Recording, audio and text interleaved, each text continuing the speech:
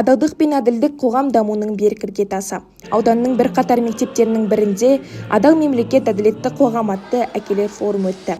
Шараның мақсаты жас ұрпақты адалдық пен әділдікке тәрбиелеу, отбасы құндылығын дәріптеу және әке рөлін айқындау. Форум барысында қатысушылар қоғамдағы әділдік пен рухани тәрбие жөнінде ой бөлісті. Әр мемлекет мықты болу үшін ол отбасы мықты болу керек. Отбасын ұстап тұрған әке болу керек.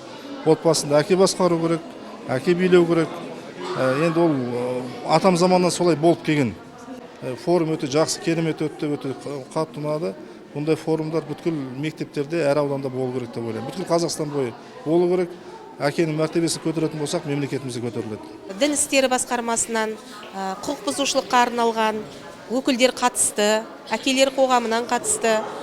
Бүгінгі іс-шарада үлкен отбасындағы әке тәрбиесінің үлкен мәселелері қозғалды деп ойлаймын. Нөмірі 174 мектеп гимназиясының президенті Әбдірахман Қайрат оқушылар атынан сөз сөйлеп, жас ұрпақтың көкейінде жүрген мәселелерімен бөлісті. Форум соңында қатысушылар адал ұрпақ, әділетті қоғамның негізі деген ортақ ойға тоқталды. Әкенің ақылымен жүзеге асатын осындай әділдік, адалдық туралы ұғым балаға әке арқылы беріледі көбіне. Бұндай ата-аналар форумы берері өте көп, кейде ата-аналардың өзі тығырыққа тіреледі. Сондай кезде біз сияқты мамандардан ақыл кеңес алып, сол ақыл кеңесті отбасында тәрбиеде пайдаға асырып жатады. Бұндай форумды әрбір мектеп жылына бір 2-3 рет өткізіп тұрса деп есептеймін.